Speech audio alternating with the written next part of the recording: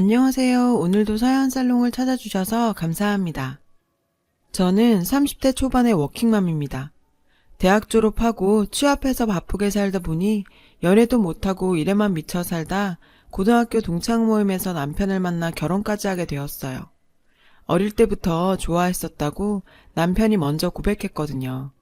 처음엔 그저 호감만 가지고 있었는데 남편이 적극적으로 다가오니까 저도 모르게 조금씩 마음이 열렸어요.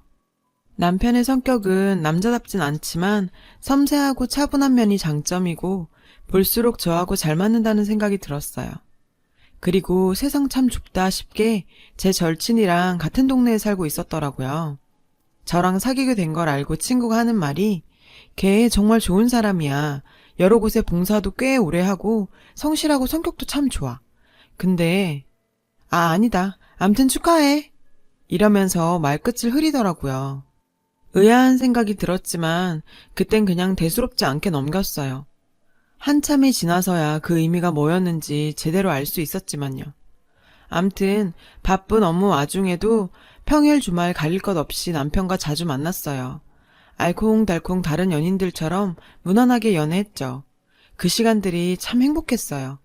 그러다 자연스레 결혼 얘기가 오갔고 더 늦기 전에 빨리 하기로 서두르게 되었죠. 연애 기간도 1년이 채 안 된 데다 결혼하고 바로 딸 시은이가 생겨서 출산하기까지 시간이 정신없이 바삐 흘렀어요. 막상 출산까지 하고 정신을 차리고 보니 산후조리와 육아가 당장 큰 문제였어요. 정말 산후조리 기간만 마치고 바로 직장에 나가봐야 했거든요. 안 그러면 퇴직해야 할 상황이라 제대로 된 산후조리는 꿈도 못 꿨어요. 친정 부모님은 두 분 다 돌아가셔서 친정 쪽에서 도움을 받을 수도 없었고 도울 분을 구하는 것도 쉬운 일은 아니었어요. 모르는 사람을 집에 들이는 게 영 불안했거든요. 제대로 알아볼 시간도 부족했고요. 그맘때 동네 가까이 있는 조리원에서 문제가 발생해서 조리원이라는 곳도 영 불안한 상태였어요. 썩 내키지 않더라고요. 남편은 꼭 회사를 나가야 하니 남편 도움도 받을 수가 없었죠. 어떻게 해야 할지 정말 막막하더라고요.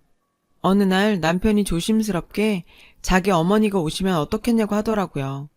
전 처음엔 말도 안 되는 소리라고 펄쩍 뛰었죠. 차라리 조리원이나 사람을 들이는 게 낫지 그게 무슨 소리냐면서요. 괜히 고부 갈등만 만들 게 불보듯 뻔해 보이더라고요.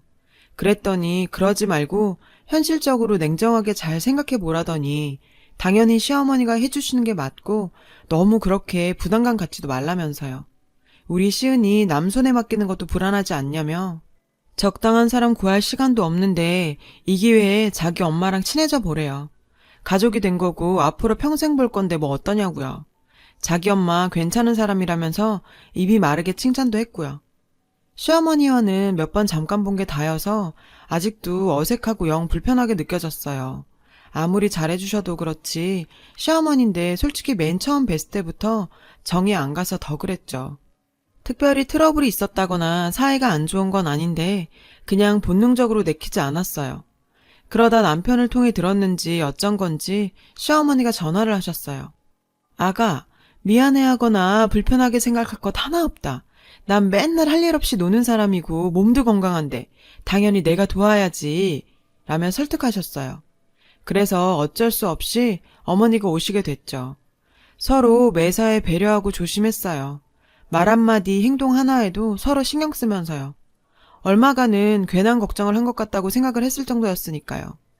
그런데 사람 본성과 습관이 어디 가나요? 하루아침에 바뀔 수 있는 게 아니잖아요.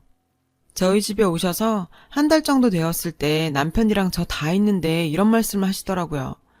내가 어디서 들으니까 다른 집들은 따박따박 월 200씩은 그냥 용돈으로 준다더라.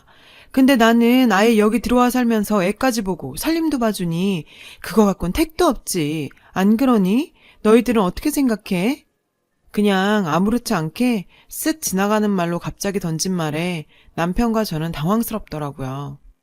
뭐야? 그러니까 지금 우리 보고 한 달에 200 넘게 자기한테도 달라는 건가? 남편과 제가 아무 말이 없으니 고개를 돌려 눈치를 한번 쓱 보더니 뭘 그렇게 심각한 표정들이야. 그냥 농담 한번 해본 거야, 농담. 하면서 넘어가려고 하더라고요. 정말 여우 같다고 느꼈어요. 그게 이것들이 어떻게 나오나 한번 보자 하는 게 아닌 뭐겠어요. 그러더니 아유, 난 그렇게까진 필요 없고 그냥 100 정도만 줘도 된다. 이러더니 피곤하다면서 방으로 들어갔어요. 남편이랑 저는 방에 들어와서 얘기를 시작했어요. 자기는 방금 어머님 말씀 어떻게 생각해? 그러니까 지금 돈을 달라시는 거잖아. 오셔서 힘들게 고생하시니까 감사의 뜻으로 드릴 생각은 나도 당연히 갖고 있었어. 그렇지만 저렇게 대놓고 한 달에 얼마를 달라 말아 하시는 건 좀 아니지 않아? 그러자 남편도 나도 그건 좀 아닌 것 같아. 그래도 오셔서 힘들게 도와주시는데 우리가 성의 표시는 해야지. 하길래 그래, 당연히 그래야지. 근데 한 달에 100은 지금 우리 형편에 너무하잖아. 앞으로 시은이 키우려면 돈 들어갈 데가 한두 군데가 아닌데 갑자기 뜬금없이 저러시는 건 아니지. 처음부터 내가 억지로 부탁드린 것도 아니고. 본인이 원해서 오시겠다고 적극적으로 나오신 데다 애초에 돈 얘긴 전혀 없었잖아. 돈 그렇게 드릴 거였으면 전문적인 도우미분을 드리는 게 훨 나았겠지. 안 그래? 자기야, 괜히 열내지 말고 내가 엄마랑 나중에 잘 얘기해 볼 테니까 이만하고 쉬어. 뭘 어떻게 잘 얘기해 볼 건데. 걱정하지 말고 빨리 자. 라면서 자꾸 확답을 피했어요. 시어머니나 남편한테 이 얘기를 계속 꺼내기도 그렇고 괜히 저만 악덕며느리 되는 것 같아 짜증나더라고요. 조금 지나니까 그냥 될 대로 되라 하며 더는 신경 쓰고 싶지 않았어요. 아마 남편이 100만 원씩 분명히 드렸을 거예요. 돈 문제뿐만 아니라 서서히 다른 데서도 문제들이 하나둘 생겨나기 시작했어요. 시어머니가 육아랑 집안 살림을 두루두루 봐주시기로 한 게 맞지만 저나 남편도 할 일은 했어요. 시어머님께만 다 맡기지 않았고 그럴 수도 없었어요. 아시잖아요. 물론 연세에 비해 힘드셨을 수도 있어요. 그렇지만 저희가 뭐든 무리하게 시킨 적 없었고 일하시는 시간보다 쉬시는 시간이 훨씬 더 많으셨어요. 어느 순간 저희 아파트 경로당에 다니시더니 친구분들을 만드셔서 상의 한마디 없이 집에 들이시기도 하고 아기가 먹는 용품들은 소독이 중요한데 여러 번 강조해서 말씀드려도 별로 중요하게 여기질 않으셨어요. 아무리 옛날 분이셔도 그렇지 위생관념이 완전 제로인데다 제일 문제 중 하나인 건 흡연도 하셨거든요. 저희 집 화장실이랑 베란다, 아파트 계단 등에서 피우다가 이웃하고 시비가 붙기도 했어요. 저도 짜증나고 창피하고 당장이라도 다시 집으로 가시라고 하고 싶더라고요. 또 살림살이는 물론이고 뭐든지 사사건건 어찌나 꼰대 마인드로 간섭을 하고 돌아다니는지 노이로제 걸 것 같았어요.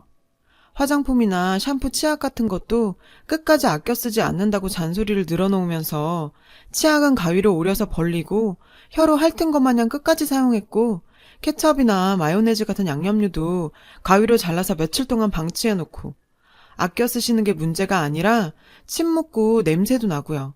그리고 어떤 일이든 서로 정도라는 게 다르잖아요.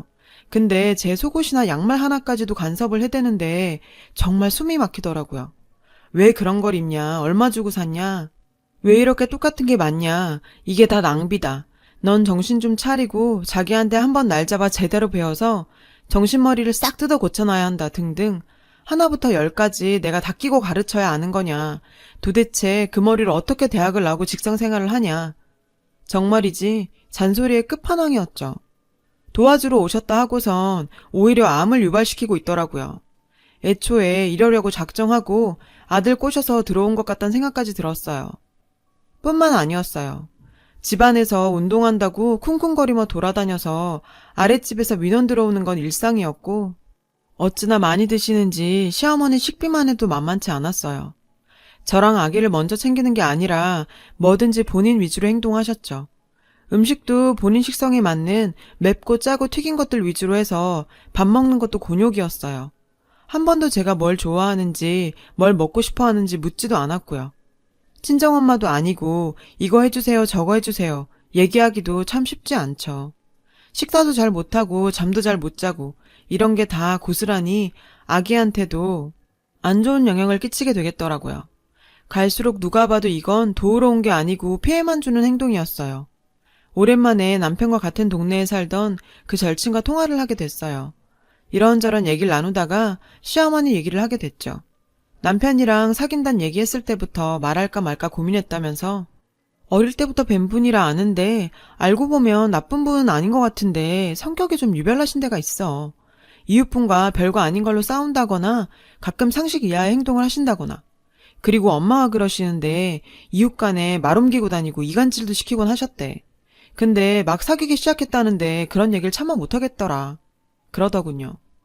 제가 생각해도 그때 이런 얘기를 들었어도 콩깍지가 단단히 씌워졌는데 크게 개의치 않았을 것 같더라고요.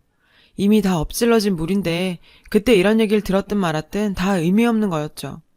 더는 몸도 안 좋고 한계에 다다라서 남편한테 얘기했어요. 더 이상 어머님하고 같이 있으면 나 병원 가야 할 것 같아. 나 혼자도 괜찮으니까 어머님 가시라고 하자. 나 정말 더 이상은 못 참겠어. 라고 하니 그간 자기도 지금까지 중간에서 많이 힘들었는지 잘 얘기해보겠다고 하더라고요.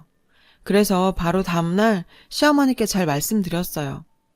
그게 무슨 소리야? 지금 내 손길이 얼마나 필요한 시기인데. 미안해서 그런 거면 그럴 거 없대도. 왜 자꾸 그래? 그냥 친정어머니다 하고 편하게 생각하라니까. 라고 얘기하는데 정말 어이가 없어서 할 말이 없더라고요. 염치도 눈치도 없는 노인네였어요. 저도 더는 물러나지 않고 강하게 밀어붙여서 결국 다시 시댁으로 돌아가셨어요. 그래도 제 생각보다 그렇게 완강하게 거부하시거나 화내진 않아서 다행이었죠. 가시고 나니 몸은 좀 불편해도 마음이 너무 편하고 천국이 따로 없더라고요. 참 이게 얼마 만에 느껴보는 자유로움인지 눈물이 다 날 것 같았어요. 가시고 나선 어쩔 수 없이 도우미분을 구할 때까지 남은 월차 영원까지 끌어모아서 일주일간 휴가 신청을 했어요. 그런데 혼자서 감당하는 것도 하루 이틀이지 말처럼 쉬운 일은 아니었어요. 결국 남편 지인을 통해 입주 도우미분을 소개받았어요. 하루빨리 구해서 직장도 나가야 했기에 어서 모셔오라고 했어요. 만나서 말씀을 나눠보니 인상도 좋으시고 말씀도 조근조근 하시고 더 겪어봐야 알 일이지만 참 좋은 분 같아서 바로 모셔왔어요. 같이 얼마간 지내보니 시어머니랑 어찌나 비교가 되던지 이분은 정말 프로시더라고요. 성실하시고 부지런하고 위생관념 철저하신 데다가 기본적인 인격이 바로 갖춰진 분이셨어요. 정말 이런 분과 함께하게 되어서 행운이란 생각이 들더라고요. 비용이야 많이 나가지만 조금 더 일찍 이분을 알았으면 시어머니랑 그 난리를 안 피워도 됐을 텐데 참 아쉬운 생각이 들 정도였어요. 시어머니는 참견도 못하고 돈도 아쉬웠는지 남편한테 틈틈이 전화를 하는 것 같았어요. 남편이 얘긴 안 했지만 눈치로 알 수 있었죠. 어느 날 제가 직장에서 돌아와 보니 여사님이 시어머니가 다녀갔다고 하시더라고요. 제가 없는 시간에 맞춰서 다녀간 게 분명했어요. 그냥 와서 집안을 둘러보고 여사님 개인에 대한 걸 꼬치꼬치 묻더니 그냥 가더래요. 여사님도 참 기분 나빴을 텐데 갑자기 들이닥쳐선 자기가 왜 그런 걸 묻고 가는지 정말 저희가 궁금해지더라고요. 그때뿐만이 아니었어요. 꼭 제가 없을 때만 다녀갔더라고요. 누가 봐도 일부러 노린 사람처럼요. 나 있을 때 오면 누가 뭐라고 하는지 정말 은근히 기분이 나빴어요. 그런 일이 몇 번 지속됐다 싶었을 때 어느 날 여사님이 조심스럽게 말을 꺼내시더라고요. 할머니가 몇 번 다녀가셨는데 가실 때마다 자꾸 안 좋은 말씀을 하시네요. 말씀을 드릴까 말까 고민 많이 했는데 말하는 게 나을 것 같아서요. 라며 녹음한 걸 들려주셨어요. 자기가 말로 하면 제가 못 믿을까봐 녹음을 하셨대요. 내용은 정말 기가 막히더라고요. 우리 며느리 성격이 아주 죽을 듯이 변덕이 심한 편이야. 금방 질릴 테니까 각오해요. 내가 아들한테 들으니까 걔가 여사님을 싫어해서 책 잡아서 내보낼 궁리를 하고 있다네. 그리고 걔가 어찌나 게으른 데다 위아래도 없고 싸가지가 없는지 말도 못해요. 그걸 듣고 있자니 머리가 어지랄 정도로 분노가 치밀더라고요. 자기를 내보내고 여사님을 들인 게 못마땅하고 질투가 났나 봐요. 그래서 저런 거짓말로 여사님이 제 발로 나가주길 바라서 한 행동으로 보였어요. 그 시커먼 속이 훤히 다 보이는 악행이 따로 없었죠. 아무리 그래도 그렇지 어떻게 저런 거짓말을 할 수가 있는 건지 세상에 별의별 인간들이 다 있는데 하필 제 시어머니가 그런 인간이라니. 내가 전생에 무슨 죄를 지었길래 하늘도 참 가혹하다는 생각이 들더라고요. 여사님은 시어머니 말 하나도 믿지 않는다고 저를 믿는다고 말씀해 주셨어요. 참 감사하고 더 믿음이 두터워졌어요. 그렇게 계획적으로 접근하고 계략을 꾸며도 여사님이 나가지 않자 이제는 노선을 바꿔서 접근해왔어요. 제가 여사님이 녹취한 걸 갖고 있다는 걸 꿈에도 모른 채로요. 웬일로 오랜만에 제가 있을 때 찾아오더니 여긴 자기가 볼 테니 여사님한테 뭘 사오라고 시키더라고요. 그러더니 아니나 다를까 이젠 저한테 여사님 흉을 그렇게 보더라고요. 예, 아가. 내가 사람을 좀 볼 줄 아는데 저 사람 첫눈에 딱 이상한 사람 같더라. 저런 사람 계속 쓰면 애한테도 안 좋고 저런 인상이 나중에 큰 일례상이야. 그러기 전에 빨리 내보내는 게 좋겠어. 안 그러면 내가 불안해서 살 수가 없다. 내가 너희들 걱정에 어떻게 사니? 그러니까 당장 내보내. 알았지? 잘 알아들었지? 응? 하는데 정말 어이가 없어서 말이 안 나오더라고요. 들은 채도 안 하고 그날은 그냥 보냈어요. 결국 사건이 터졌어요. 남편이랑 여사님도 다 같이 집에 있는데 연락도 없이 시어머니가 찾아왔어요. 반찬을 갖다 준다는 핑계로 온 건데 어차피 저희 입맛에 맞지도 않아서 못 먹을 걸 또 바리바리 많이도 싸왔더라고요. 남편이랑 저는 방에서 아기를 보고 있었고 거실에서 여사님이 집안일을 하시면서 어머니랑 얘기를 나누고 있었어요. 그러다 여사님이 화장실에 잠시 가셨고 시어머니 혼자 거실에서 TV를 보고 계셨어요. 그러다 또 어머님이 화장실에 가셨고 여사님은 주방 일을 보시는 것 같더라고요. 잘 자던 시은이가 깨서 울어서 남편이랑 달래고 있던 중이었어요. 거실에서 큰 소리가 나서 보니 시어머니가 여사님한테 큰 소리를 치더라고요. 아, 그러니까 떳떳하면 가방을 보여달라고요? 왜 안 보여준다는 거예요? 하면서 흥분해서 씩씩댔어요. 여사님은 당황한 표정으로 저희를 바라봤고요. 무슨 일이냐며 저희가 물으니 시어머니가 내가 화장실 갔다 오기 전에도 분명히 내 가방 안에 있던 돈이 감쪽같이 없어졌지 뭐니. 이게 귀신이 고칼로리도 아니니? 여긴 저 여자랑 나밖에 없잖아? 그래서 내가 가방을 좀 보자니까 싫다고 저렇게 버티고 섰잖아. 내가 화 안 나게 생겼어? 이 말을 들은 여사님이 저는 할머니 돈이 어디 있는지도 모르고 손댄 적은 더더욱 없습니다. 계속 일하느라 그럴 새도 없었어요. 라며 정말 억울해 하시더라고요. 그래서 남편이 나서서 얘기했어요. 어머니, 잘 생각해 보세요. 집에 두고 오셨다거나 다른 데서 잊어버린 건지도 모르잖아요. 시어머니가 펄쩍 뛰면서 여기 오기 전에 은행에서 찾아온 돈이라 그럴 리가 없대요. 그러면서 자꾸만 여사님 가방을 보여달라고 난리를 치더라고요. 뭔가 냄새가 났어요. 시어머니가 꾸민 일이 틀림없었죠. 여사님 가방은 거실 한 구석에 늘 옷이랑 같이 걸어두셨어요. 오해하신 것 같다고 저도 말려봤는데 소용이 없었어요. 그래서 제가 나설 수밖에 없었죠. 어머님, 그러실 거 없어요. 저희 거실에 CCTV 달았거든요. 그거 보면 되겠네요. 도대체 어떻게 된 일인지요. 제 말을 듣고 온 시어머니는 얼굴이 사색이 됐고 여사님은 제발 그래달라고 너무 억울하다고 하셨어요. CCTV라니? 그게 무슨 말이야? 집에 왜 그런 걸 달았어? 요새 아기나 애견 있는 집들은 달아요. 다는 편이 더 좋으시다며 여사님도 동의하셨고요. 시어머니가 갑자기 안절부절 못하는 게 눈에 바로 보였어요. 확인해보니 아니나 다를까 여사님이 화장실 간 사이 시어머니가 재빠르게 가방에 돈을 넣고 딴청을 피우는 게 딱 찍혔더라고요. 저희 셋이 어이가 없어 쳐다보니 명백한 증거 앞에서도 잘못된 거라며 음모에 빠진 거라며 당당해 하는데 기가 차다 못해 뒤로 넘어갈 지경이었죠. 그래서 여사님이 주셨던 녹취도 들려드렸어요. 남편도 이건 처음 듣는 거라 엄청 놀라더라고요. 점잖은 여사님이 화가 많이 나셔서 이건 소송감이라며 고소한다고 하셨어요. 남편과 저는 가만히 있으면서 시어머니를 외면했어요. 금쪽 같은 자식이랑 며느리 앞에서 개망신당하고 실망감까지 안겨줬다는 생각에 풀이 죽고 기가 꺾인 시어머니였어요. 어쩜 그렇게 초라하고 한심해 보일 수가. 나이 꽤나 먹은 어른이 도대체 이게 무슨 짓인지 정말 누가 알까봐 두려울 정도로 제가 다 창피해지더라고요. 남편도 이번에 자기 엄마 실상을 제대로 알았는지 그 후로는 완전히 돌아서서는 냉정하게 대했고 만나주지 않았어요. 제가 봐도 독하다고 느낄 정도로요. 시어머니는 아들이 그렇게 돌아선 모습에 충격을 꽤나 받은 모양이었어요. 자기도 사람인데 당연히 창피하고 볼낯이 없었을 거예요.